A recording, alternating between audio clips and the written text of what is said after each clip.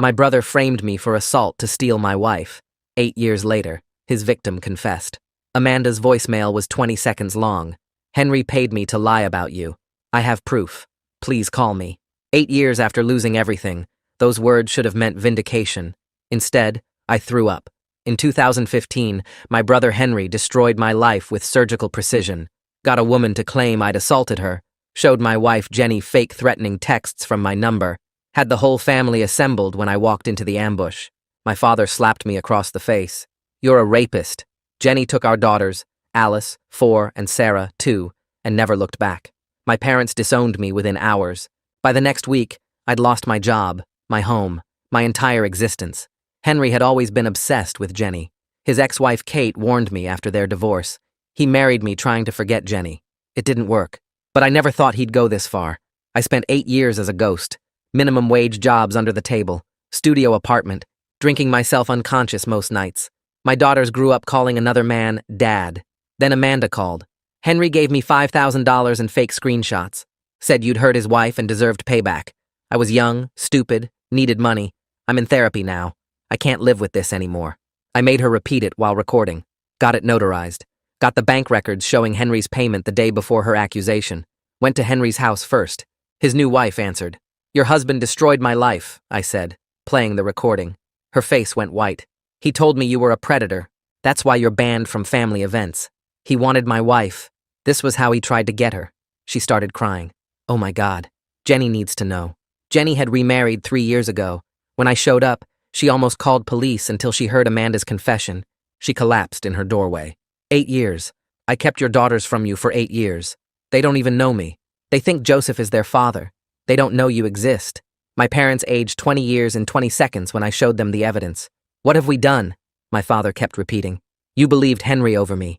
You all did. Henry was arrested yesterday, charged with conspiracy, fraud, defamation. His wife kicked him out, filing for divorce, saying she can't trust someone who'd destroy his own brother. The family WhatsApp that expelled me 8 years ago is now exploding with condemnations of Henry. The same cousins who called me a monster are calling him one now. My old boss offered my job back with 8 years of back pay as compensation, as if money could buy back time. Jenny brought my daughters to see me today. They were polite strangers. Why did you make Mommy cry? Sarah asked. Are you Mommy's friend? Alice added. They don't remember me. I'm nobody to them. Girls, this is your biological father, Jenny said quietly. They looked confused. Joseph is our dad, Alice said firmly. Yes, but can we go home? Sarah interrupted. Dad's taking us to soccer. Dad, another man, because their real father was erased by a lie. Henry's lawyer called wanting to make a deal. Said Henry would pay damages, publicly apologize, explain everything. Explain what? That he wanted my wife so he destroyed me? He's prepared to offer $2 million. Can he give me back 8 years? Can he make my daughters remember me? Tonight, going through old boxes, I found something that changed everything. A journal Jenny kept during our marriage. She'd left it behind in the chaos. I'd never read it. Felt wrong to invade her privacy even after she left. But tonight I opened it. Entry from 2 weeks before Amanda's accusation. Had coffee with Henry today. He said strange things about Daniel not deserving me. Made me uncomfortable. He tried to kiss me. I slapped him. Told him never to contact me again. The next entry. Henry won't stop texting. Says if I don't leave Daniel, he'll make me. I'm scared. The final entry. The day before Amanda's accusation. Henry said something horrible is about to happen to Daniel. That I should be ready to leave him. I'm going to the police tomorrow. She never made it to the police. Amanda's accusation came first. Jenny knew. She suspected Henry, but when Amanda came forward with evidence, she doubted herself. Believed the lie over her own instincts. I called her immediately. You knew it was Henry. Silence. You wrote about his threats. You knew, and you still believed Amanda. I was confused. The evidence seemed so real. You chose to believe I was a monster rather than trust what you already knew. Daniel, please. You could have prevented 8 years of hell with one word. One single word of doubt. The line went dead. My phone's buzzing. Jenny, my parents, the family. But there's also a text from an unknown number. Amanda lied about lying. I have video proof. Henry's innocent. You're not. A friend. I stare at my phone screen where the anonymous text glows in the darkness of my apartment. The words burn into my eyes. Amanda lied about lying. I have video proof. Henry's innocent. You're not. My hands shake so badly I drop the phone and it clatters across the floor. My mind spirals into complete chaos about what's real anymore. I crawl across the carpet to pick it up, my fingers numb and clumsy. The screen is still lit up with that message. A friend. What friend? Who would do this? I scroll up to see if there's anything else, any other texts I missed, but there's nothing. Just that one message sitting there like a bomb. I try to call the number, but it goes straight to a recording saying it's disconnected. I throw the phone across the room and it hits the wall with a crack. Then I'm on my knees, breathing too fast, my chest tight. 8 years. 8 years of being called a monster. 8 years of losing everything. And now someone says it was all true? That Amanda's confession was the lie, not the accusation? I grab Jenny's journal from where I left it on the coffee table. My hands are still shaking as I flip through the pages. Had coffee with Henry today. He said strange things about Daniel not deserving me. Made me uncomfortable. He tried to kiss me. I slapped him. The words are right there in her handwriting. Henry won't stop texting. Says if I don't leave Daniel, he'll make me. I'm scared. That's real. I saw her write these things. But the text message keeps flashing through my mind. Video proof. What if there's actually a video? What if I did something 8 years ago that I don't remember? I was drinking so much back then, before everything fell apart. What if there's something I blocked out? I pace back and forth in my studio apartment, wearing a path in the cheap carpet. The walls feel like they're closing in. I pick up the journal again and read the final entry. Henry said something horrible is about to happen to Daniel, that I should be ready to leave him. I'm going to the police tomorrow. She was going to the police. She knew Henry was dangerous. But then Amanda came forward with her accusation, and Jenny never made it to the police. She chose to believe the evidence instead of her own instincts. And now someone is saying that evidence was real after all. I grab my phone from where it landed near the wall. The screen is cracked, but it still works. I pull up Amanda's number from the notarized confession recording. My finger hovers over the call button. It's 3 a.m, but I don't care. I need to know if someone approached her. I need to know if this is real or if someone is messing with me. I press call and listen to it ring. Once, twice, 3 times, 4 times. On the 5th ring, Amanda answers. Her voice is groggy and confused. I ask her directly if someone approached her to recant her confession. There's complete silence on the other end for 10 seconds. Then she whispers that she needs to call me back and hangs up abruptly. I stare at my phone. Why would she hang up? Why wouldn't she just say no? Unless someone did approach her. Unless this anonymous text isn't just someone messing with me. I sit on my couch and wait. The minutes crawl by. I watch the clock on my phone. 3:15, 3:30, 3:45. Finally, at 5:30, my phone rings. It's a number I don't recognize. I answer, and it's Amanda.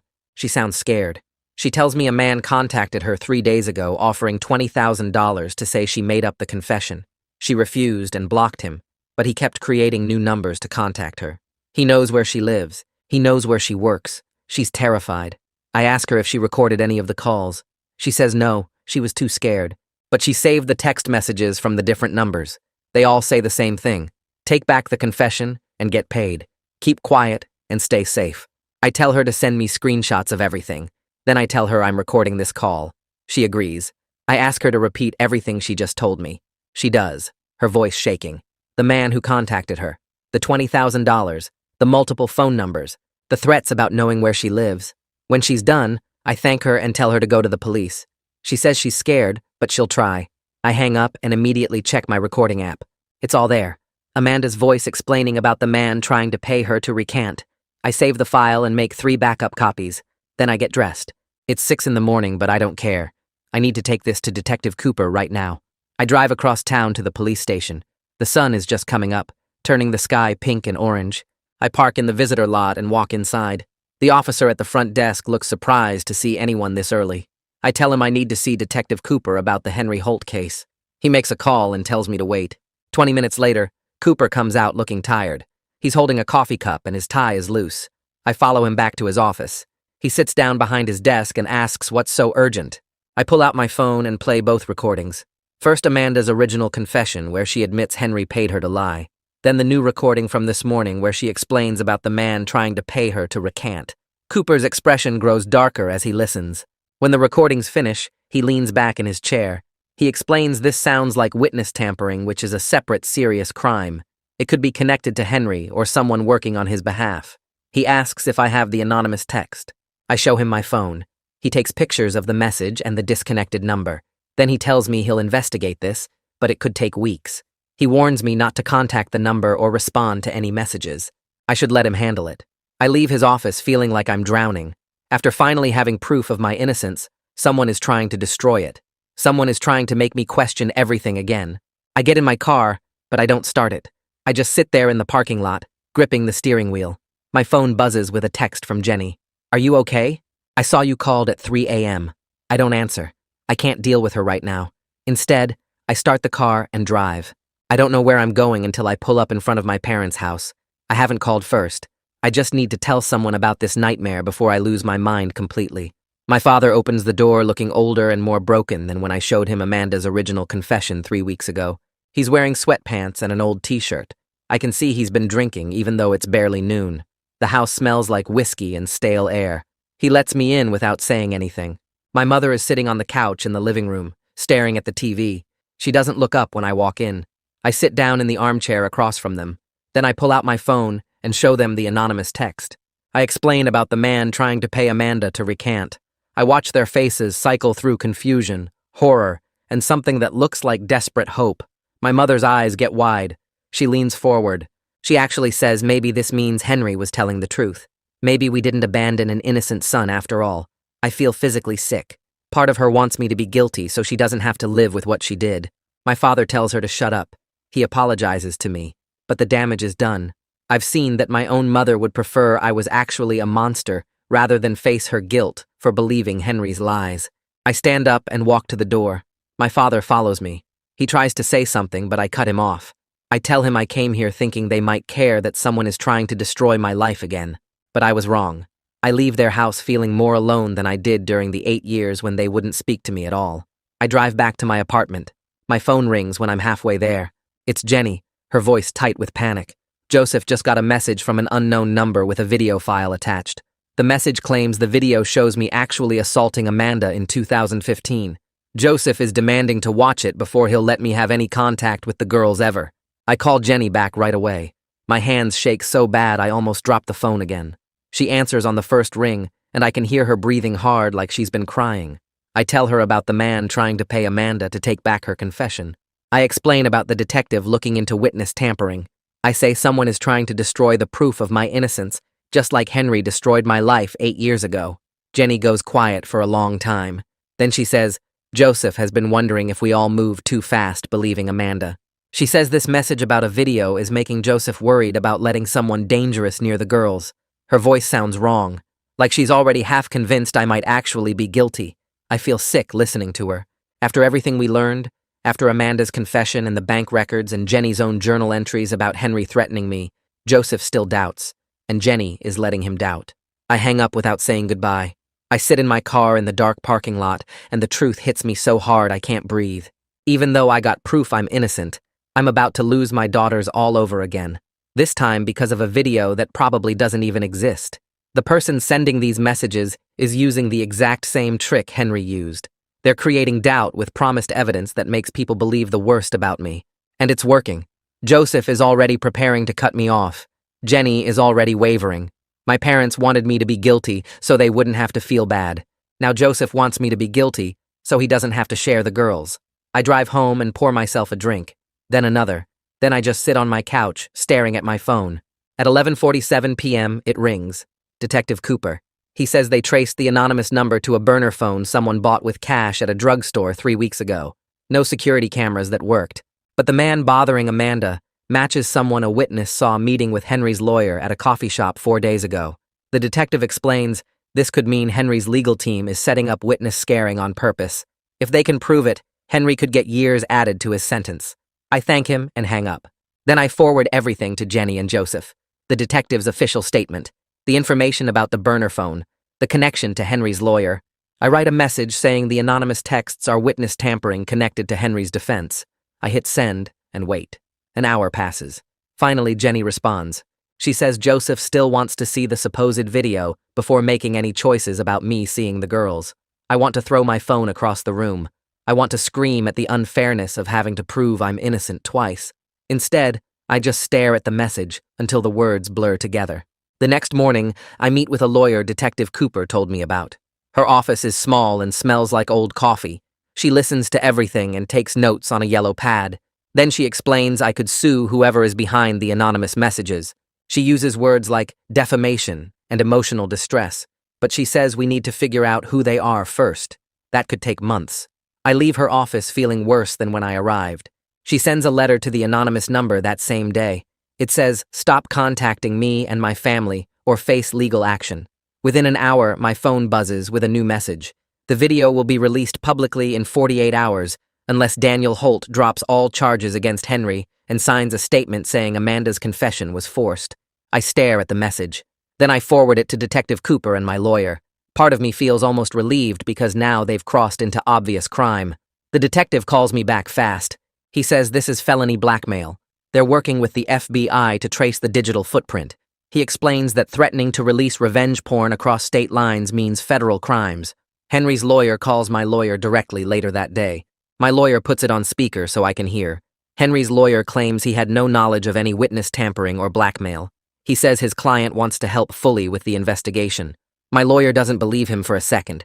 After the call ends, she tells me this is probably Henry's team trying to distance themselves now that they're facing federal charges on top of everything else. I spend the next 48 hours in complete hell. I can't eat. I can't sleep. I check my phone every few minutes to see if some fake video gets released that will destroy my life all over again. Jenny texts me updates. Joseph is pacing their house. He's looking up sex offender lists online. He's clearly getting ready to believe whatever evidence shows up. I watch the hours count down. 36 hours left, 24 hours left, 12 hours left. I sit on my couch with my phone in my hand, waiting for my world to end again. The deadline passes. Nothing happens. No video appears. My phone stays quiet. Then at 9 p.m., Detective Cooper calls. They found the person behind the anonymous number. It's a private investigator my parents hired without Henry's lawyer knowing about it. The PI got arrested for blackmail, witness tampering, and fraud. He's already trying to make a deal by giving up who hired him. I have to ask the detective to repeat it because I can't believe what I'm hearing. My own parents. The same people who cried about abandoning me 3 weeks ago. They paid someone $15,000 to prove I was guilty after all. They hired someone to scare Amanda and threatened to release a fake video.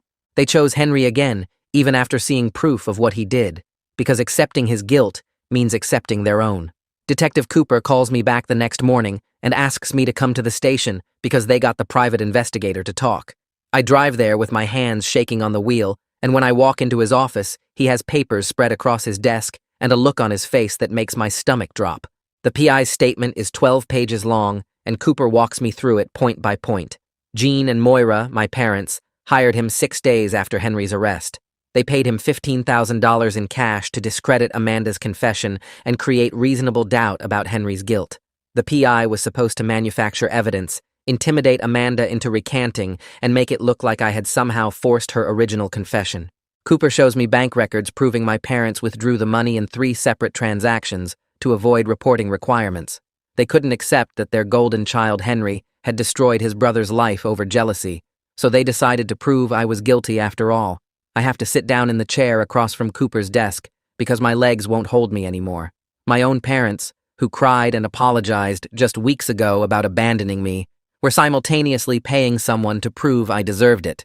They chose Henry again, even after seeing Amanda's notarized confession, even after seeing the bank records of his payment to her, even after watching 8 years of my destroyed life laid out in front of them. Cooper keeps talking, but I can barely hear him over the ringing in my ears. Accepting Henry's guilt means accepting their own guilt for believing him, for disowning me, for 8 years of silence while I lived like a ghost. So they tried to make it not their fault by making me guilty again.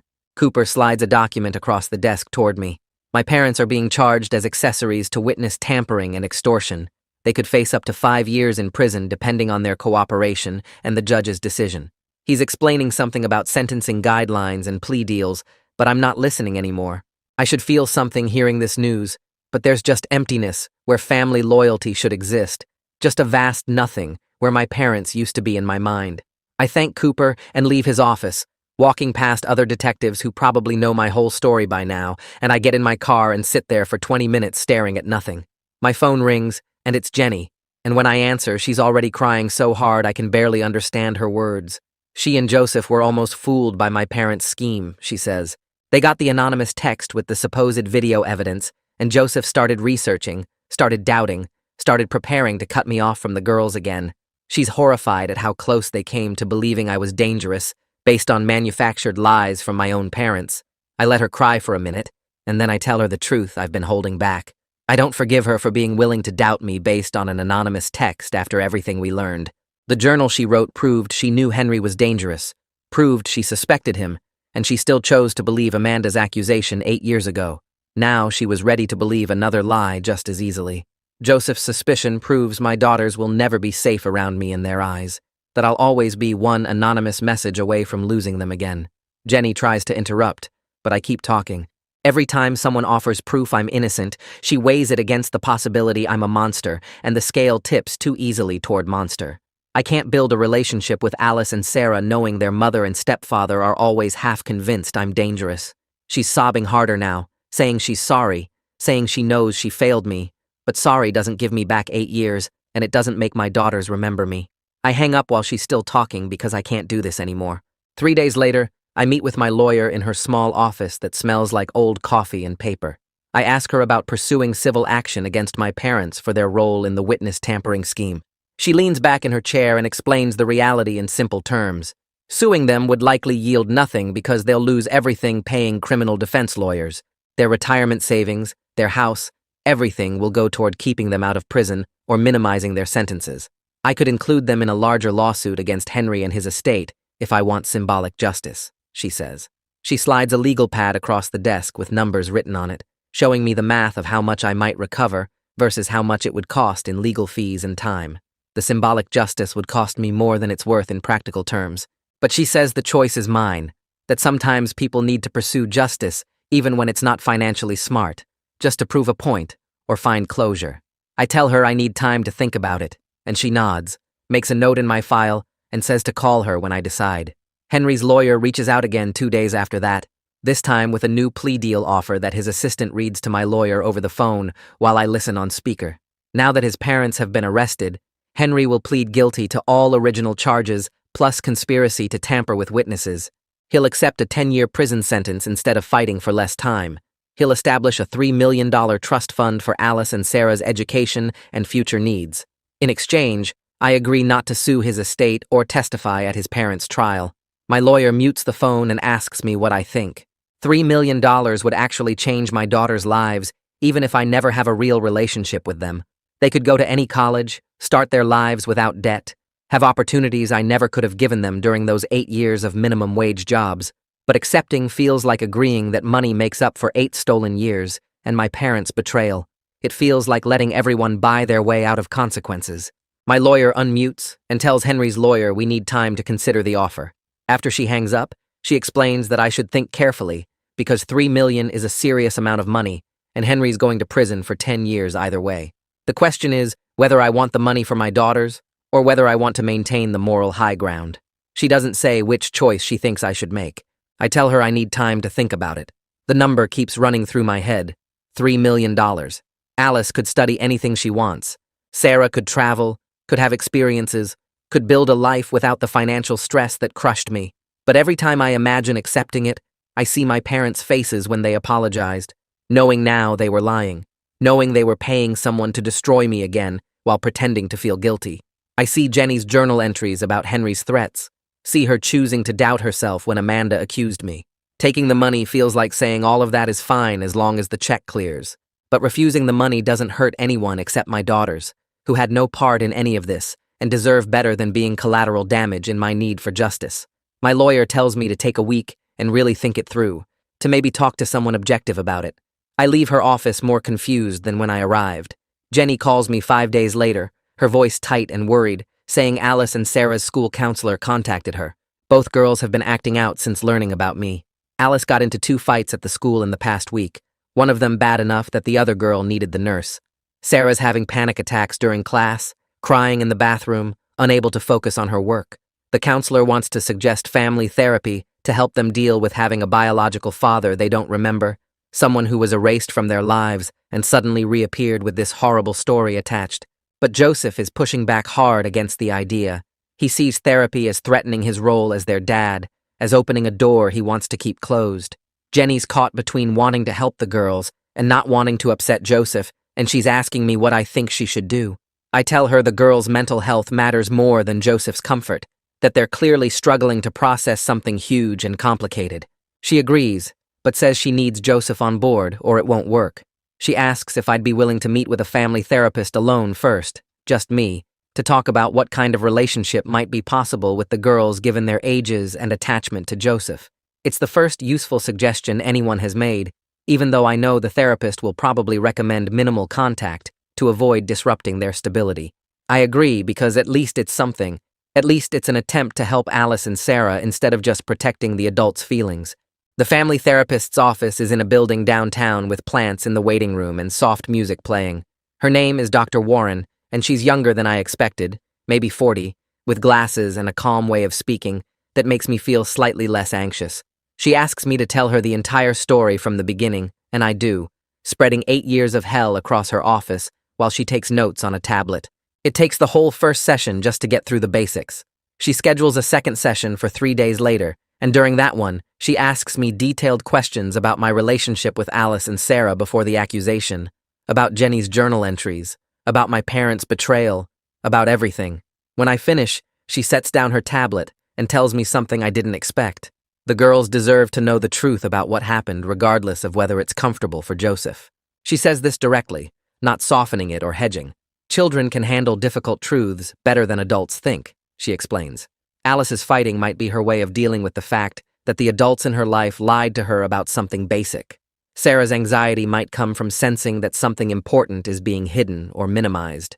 Dr. Warren says kids are smart, and they know when adults are being dishonest or evasive, and that knowing the truth, even painful truth, is usually less scary than imagining what the truth might be.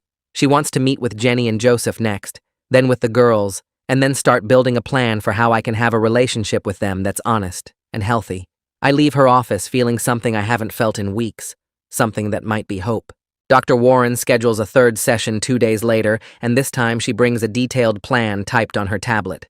She explains I should write letters to Alice and Sarah explaining who I am and what happened, keeping the language simple and age-appropriate. After they read the letters and have time to process, we can move to supervised video calls if they want that. Eventually, if everyone feels comfortable, we could try in-person meetings in neutral locations like parks or restaurants. She makes it very clear this isn't about me taking back a father role from Joseph. He's been their dad for years, and that won't change. This is about the girls having the right to know their own history and decide for themselves what kind of relationship they want with me. I agree to everything and leave her office with a notebook she gave me for drafting the letters. Back at my apartment, I sit at my kitchen table staring at blank pages for 2 hours before I write a single word. How do you explain 8 years of injustice to kids who are 12 and 10? How do you tell them their uncle destroyed your life without making them hate him? How do you admit you were too broken to fight for them without sounding like you abandoned them on purpose? I write and delete and rewrite for 3 solid days. My trash can fills with crumpled pages. I go through an entire pen. Finally, I end up with something simple and honest. Requested Reads is on Spotify now. Check out link in the description or comments. I tell them I loved them from the moment they were born. I explain that someone lied about me doing something terrible, and everyone believed the lie. I was accused of hurting someone, and I didn't do it, but the lie was very convincing. I lost my job and my home, and my family believed I was a bad person. I tell them I understand if they're confused or angry or scared. I promise I'm not trying to take them away from Joseph, because he's been a great dad to them. I just want them to know the truth about what happened, and maybe get to know them if they're okay with that. I read it 50 times, checking for anything that sounds like I'm making excuses, or blaming Jenny, or trying to make them feel sorry for me. When I'm finally satisfied it's as good as I can make it, I print 2 copies on nice paper and put them in separate envelopes with their names written carefully on the front. I text Jenny asking if she'll deliver the letters, and she agrees immediately. She comes to my apartment that evening, and I hand her the envelopes. She holds them like they're fragile, and asks if I want to know what's in them. I shake my head, because if she reads them first, it feels like she's screening my words to my own daughters. She nods and leaves. That night, I can't sleep. I keep imagining Alice and Sarah opening the envelopes and reading my words. Will they rip them up? Will they cry? Will they understand? Jenny calls me the next night around 8. She sounds tired but also kind of amazed. Alice read her letter 3 times, according to Jenny. She asked a bunch of questions about what really happened and why everyone believed the lie. Then she asked if she could write back to me. Sarah's reaction was different and harder. She seemed confused more than anything. She wanted to know why I didn't try harder to see them, if I was really innocent. Jenny tried to explain that I was scared and ashamed and didn't know how to fight back, but Sarah just kept asking why I didn't at least try. I tell Jenny I don't have a good answer for that, because the truth is, I was too destroyed to function, and that sounds like abandonment no matter how I explain it. Jenny says she'll keep talking to Sarah, and maybe she'll come around eventually. A week passes with no response from either girl. I check my mailbox every day like I'm waiting for lottery results. Then on day 8, there's a letter with Alice's handwriting on the envelope. My hands shake opening it. Her letter is written on lined paper in purple ink. She says she's angry I let her believe a lie for so long. But she's also angry at Uncle Henry for causing this whole mess. And she's angry at her grandparents for not believing me. She writes that she doesn't really know how to feel about having a biological dad she doesn't remember.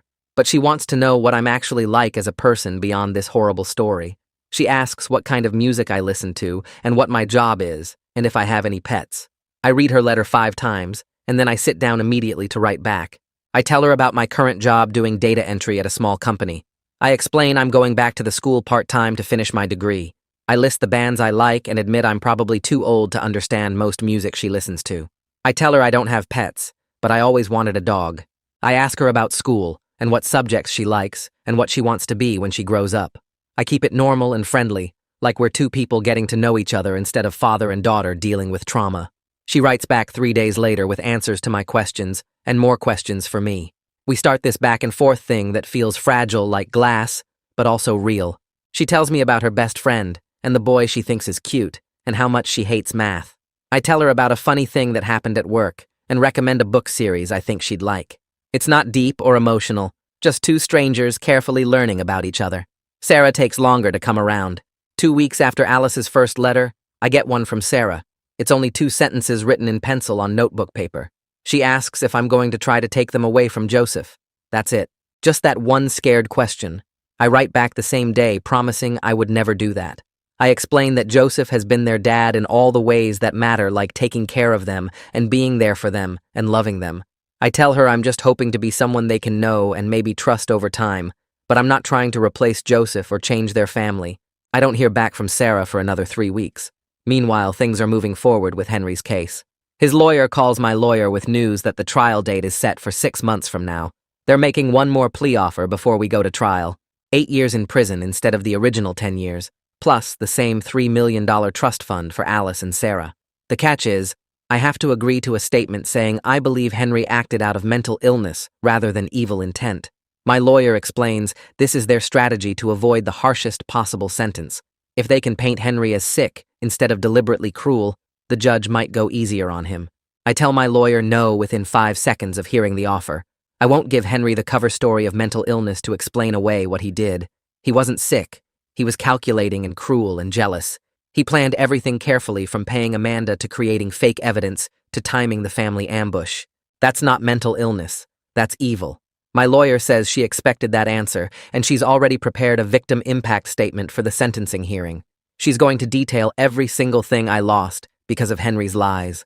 My marriage, my daughter's entire childhoods, my career, my relationship with my family, 8 years of my life spent in poverty and isolation. She's demanding maximum penalties and no mercy. A week later, my parents' lawyer contacts my lawyer asking if I'll write a letter supporting lighter sentences for Jean and Moira. The lawyer claims they were manipulated by grief over Henry's situation and didn't fully understand what they were doing when they hired that private investigator. I laugh when my lawyer tells me this. I tell her to inform their lawyer that my parents made an active choice to try to prove me guilty, even after seeing clear evidence of my innocence. They chose Henry over me twice, once 8 years ago, and again just weeks ago. They can face the consequences of that choice. My parents end up taking a plea deal to avoid trial. 2 years of probation, $50,000 in fines, and required family therapy if I ever agree to participate. The judge makes a statement during their sentencing that stays with me. She says they're getting this light sentence only because of their ages and lack of criminal history, not because their actions were forgivable or understandable. She says what they did to their own son was morally reprehensible, even if it wasn't as legally serious as Henry's crimes. I don't go to their sentencing hearing. I stay home and write another letter to Sarah. I keep the letter to Sarah simple. Tell her about a book I just finished reading. Ask what she's been up to at the school. Sign it just Daniel, because I don't know what else to call myself to her. 3 months go by like this. Letters back and forth. Alice writes more than Sarah, asking questions about my life now, what I do for work, if I have any hobbies. Sarah's letters are shorter, more careful, like she's testing whether I'm safe to trust. Jenny emails me one Tuesday morning saying they want to try a video call. Joseph agreed to it if he can be there too. My hands shake when I read the message. I respond yes, before I can overthink it. The call is scheduled for Saturday at 2. I spend the whole week anxious, cleaning my apartment even though they won't see most of it, practicing what to say in front of the bathroom mirror like an idiot. Saturday comes, and I set up my laptop on the kitchen table, angle it so the background looks decent, wait with my heart pounding. The call connects, and suddenly, there they are on my screen. Alice and Sarah sitting on a couch with Jenny between them. Joseph stands behind them, arms crossed. I start crying immediately, which I didn't plan to do. Alice and Sarah look so much bigger than the toddlers I remember. Alice has Jenny's eyes and my nose. Sarah has my dark hair but Jenny's smile. They're 12 and 10 now. They've lived entire lives I know nothing about. Sarah shifts uncomfortably when she sees me crying. Alice leans forward, studying my face. Nobody says anything for what feels like forever. Jenny finally breaks the silence, tells the girls to say hello. They mumble hi in unison, looking at each other instead of the camera. I wipe my face, apologize for crying, tell them I'm just happy to see them. More silence. Joseph clears his throat, reminds everyone this is just to see how it goes. Alice asks me directly if I was in prison. The question catches me off guard. I tell her no, I wasn't in prison, just lost everything and lived alone for 8 years. She processes this, then says that sounds worse than prison actually. Sarah asks what I did all day if I wasn't working. I explain the minimum wage jobs, the studio apartment, the years of just trying to survive. They listen, without interrupting. Joseph keeps checking his watch.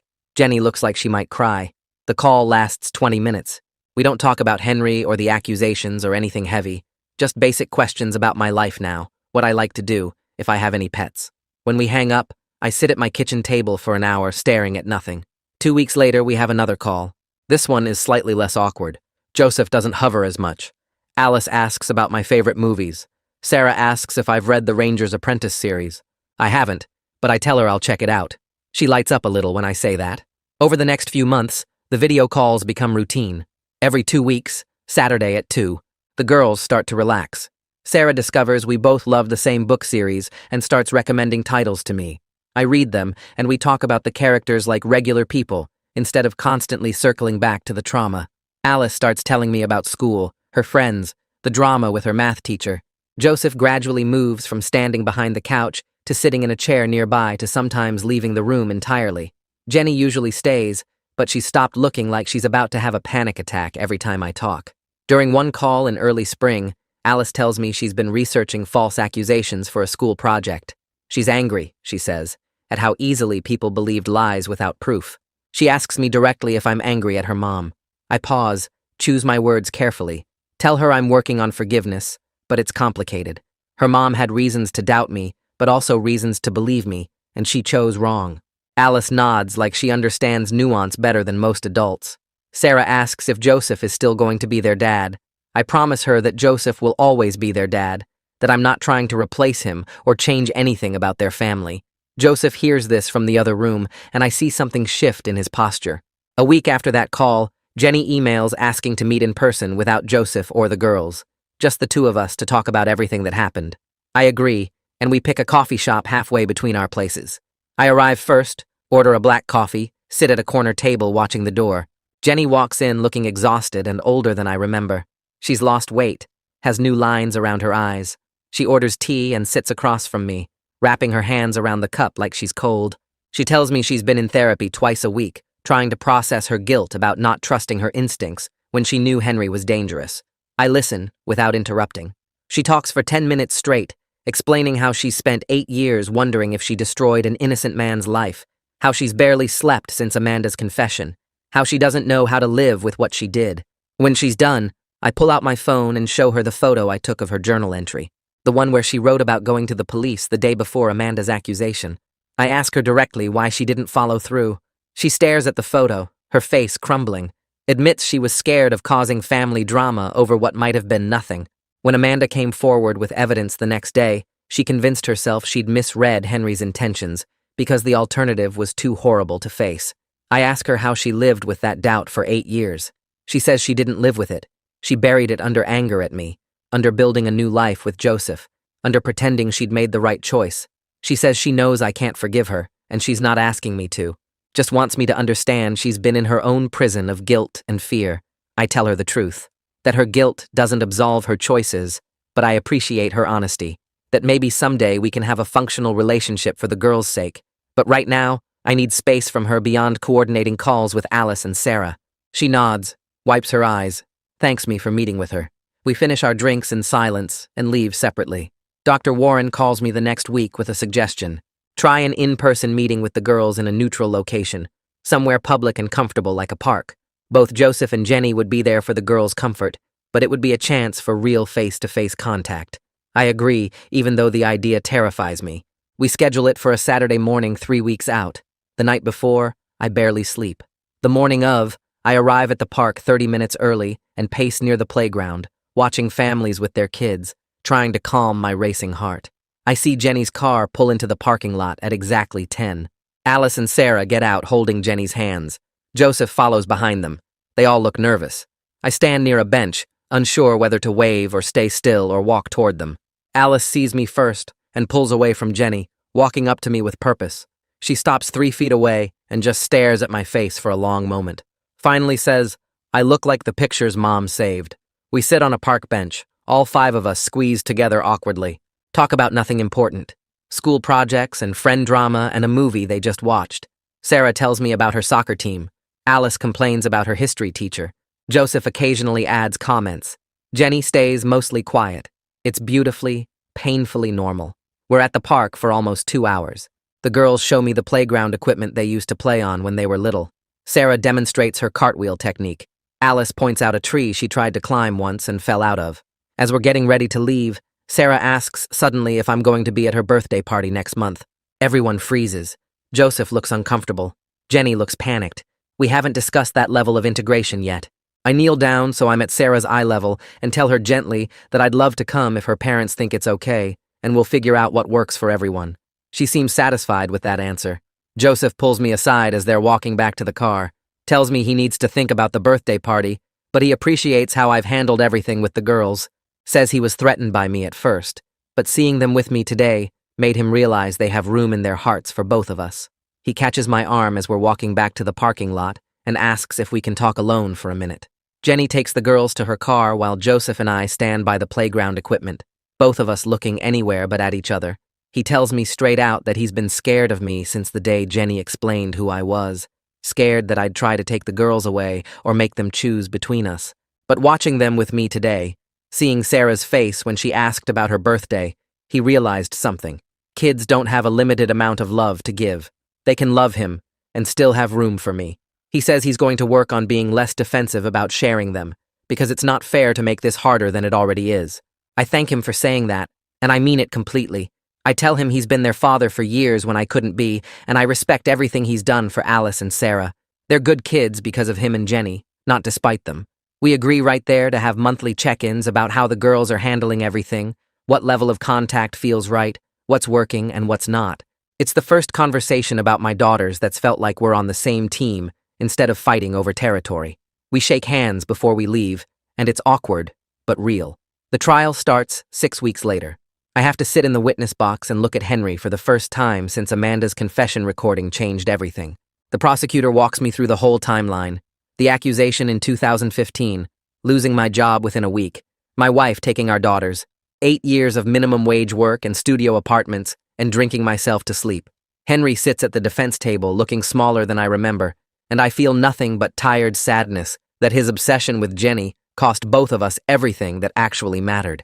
When the prosecutor asks me to describe the impact on my relationship with my daughters, my voice cracks. I tell the jury that Alice and Sarah don't remember me, that they call another man dad, that I missed their entire childhoods because my brother wanted my wife. Henry's defense lawyer tries to paint him as mentally ill, obsessed to the point he couldn't control himself. They bring in a psychiatrist who talks about obsessive disorders and delusional thinking, but the prosecution tears that apart with evidence.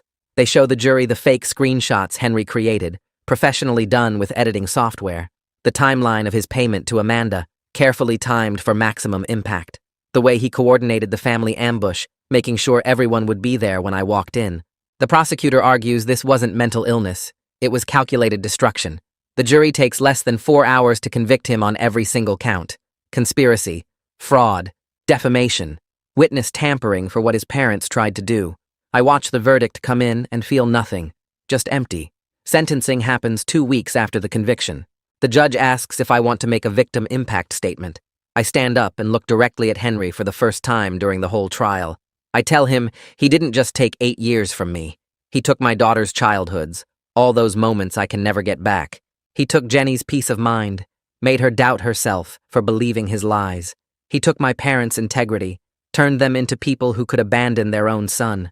And he took his own future, threw away his whole life because he couldn't handle that Jenny chose me. The judge listens to everything and sentences him to 12 years in prison, more than the plea deal his lawyer kept offering. The judge says the calculated nature of the crimes and the witness tampering attempt show someone who needs to be separated from society for a long time. Outside the courthouse, after everything's done, a woman approaches me. It takes me a second to recognize Kate, Henry's ex-wife. She looks older than the last time I saw her, more tired. She apologizes for not warning me more strongly about Henry's obsession with Jenny. She says after their divorce, she thought he'd moved on, found peace, and she's haunted now, wondering if she could have prevented everything by being more direct about how dangerous his fixation was. Her voice shakes when she talks, and I can see she's been carrying this guilt for months. I tell her the truth. She's not responsible for Henry's choices. Her warning after the divorce was more than most people would have done, and I didn't listen anyway because I never thought my own brother would go this far.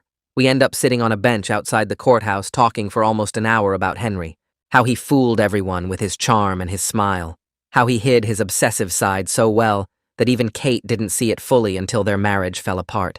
She tells me stories about their relationship, little moments where she saw glimpses of something wrong but talked herself out of believing it. It helps somehow to know I wasn't uniquely blind to who Henry really was. Everyone missed it. Everyone got fooled. Sarah's birthday party happens 3 weeks after the sentencing.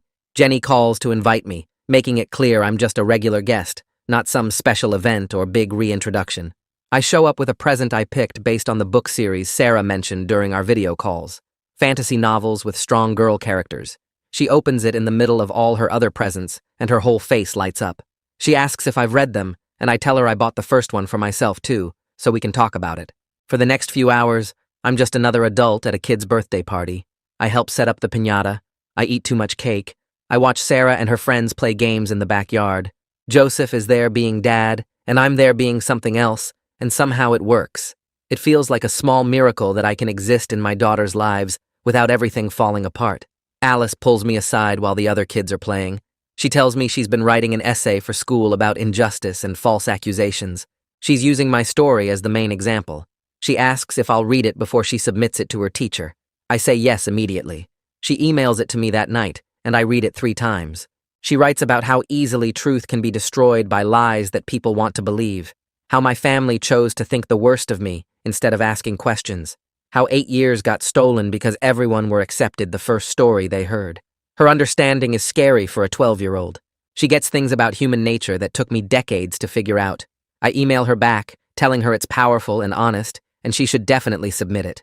After that, I start going to the girls' school events, concerts where Alice plays violin, soccer games where Sarah plays midfielder, parent-teacher conferences where I sit next to Jenny and Joseph, and we all pretend this is normal. Sometimes other parents ask who I am, and it's awkward explaining, but Alice has started introducing me as her dad Daniel in a way that makes it clear Joseph is also her dad. She says it naturally, like having 2 dads is just how her family works. Both relationships can exist at the same time. It's not perfect, and it's not what I lost, but it's something real and growing, and most days, that feels like enough.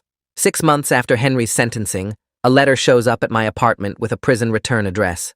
The handwriting on the envelope is Henry's, and I stare at it for 20 minutes before opening it. Inside, 2 pages of his scratchy writing ask if I'll visit so he can apologize in person. He says he understands if I refuse, but he needs to try. I bring the letter to my next session with Dr. Warren. She reads it carefully and asks what I want to do. I tell her I don't know if I can handle seeing him. She says I should only go if it helps me heal, not because I owe him anything. I think about it for a week.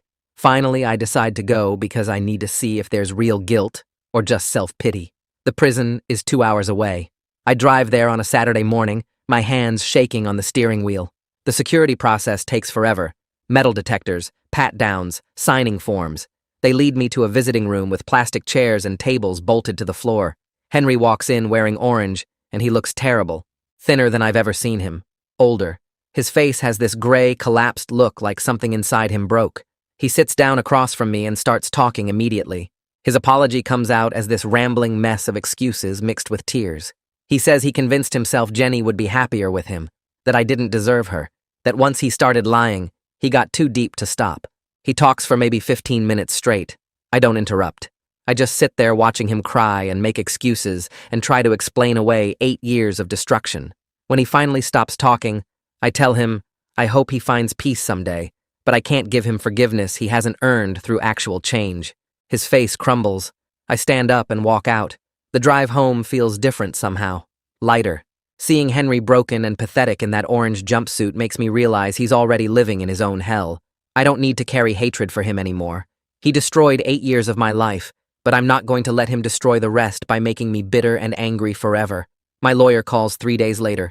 The settlement is finalized. Henry's estate will pay $2.5 million into a trust fund for Alice and Sarah's education and future needs. Another $500,000 comes directly to me for pain and suffering. My lawyer explains the trust fund structure, how the girls can access it for college, graduate school, starting businesses. I sign the papers in her office. The money doesn't fix what was taken, but it means my daughters will have opportunities I couldn't give them, and I can rebuild my life with some actual security instead of living paycheck to paycheck. I use part of the settlement to register for classes at the community college. At 42, I'm the oldest student in most of my classes by 20 years. Kids fresh out of high school sit next to me taking notes on laptops while I write everything in a notebook. But I'm more motivated than any of them because I know exactly what I'm working toward. A degree in social work, then a career in victim advocacy, helping people who've been falsely accused navigate the nightmare I survived. My professors treat me like any other student, which I appreciate. No special consideration, no pity, just coursework and deadlines and tests. It feels good to use my brain again for something besides survival. Jenny calls to say she and Joseph want to try having the girls stay at my new apartment 1 weekend a month. I moved into a 2-bedroom place using the settlement money. Nothing fancy, but clean and safe with space for Alice and Sarah to have their own room when they visit. The first overnight visit terrifies all of us.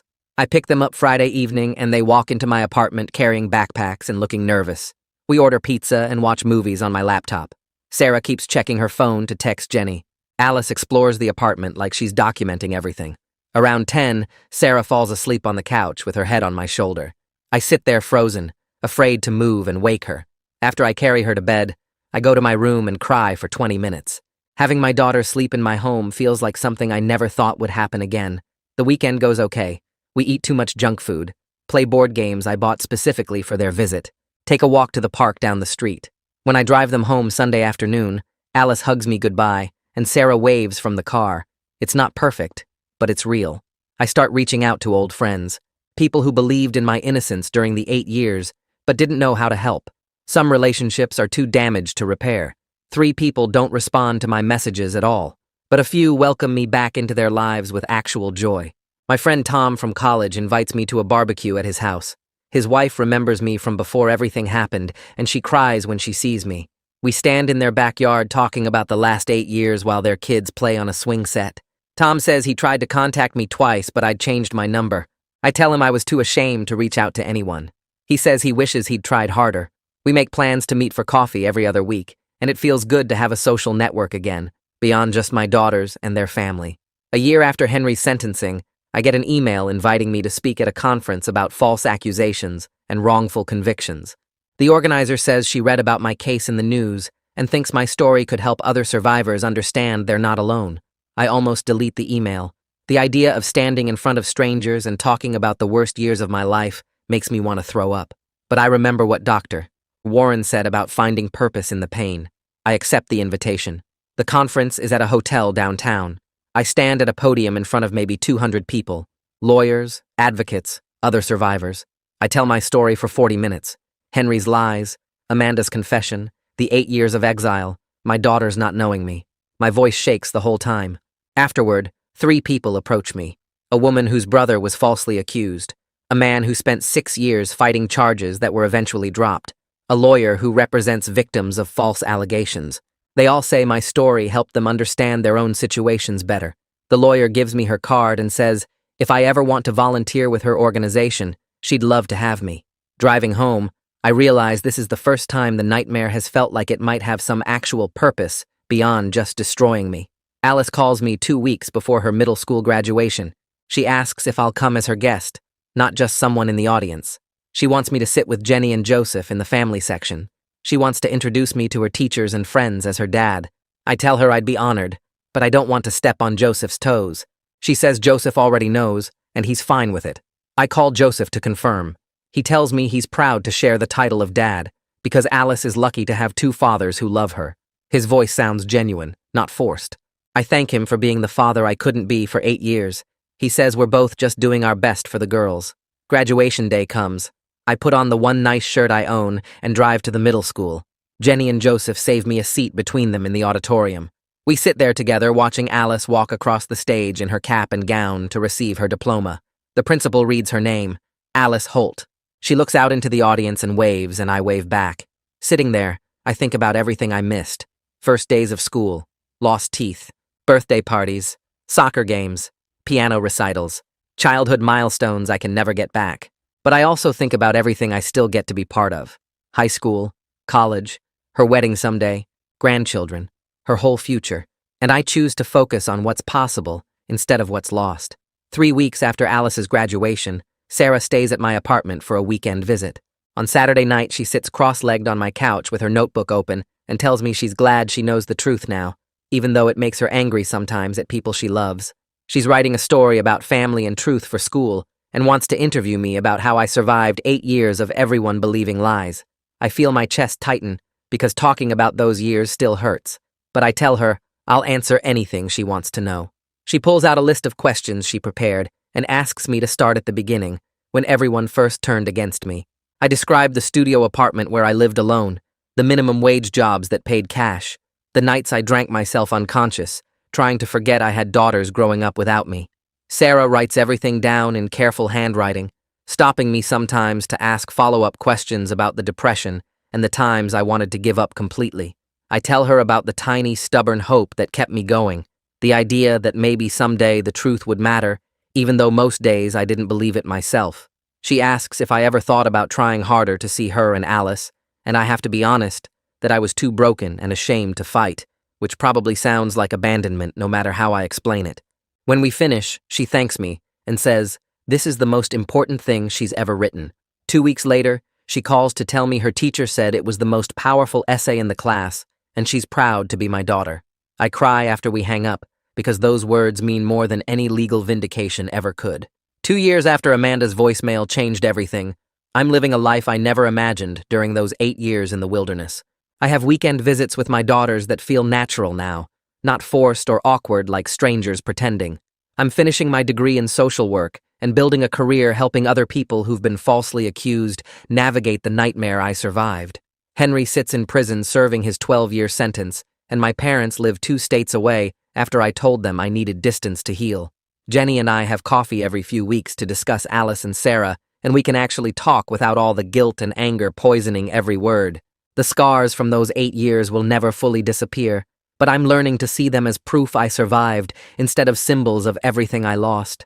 Some days that feels like enough, and some days it doesn't, and I'm okay with both being true at the same time. Well, that's another award-winning mess of a story. If you're still here, clearly you've got taste, or maybe just time to waste. Either way, subscribe and we'll call it even.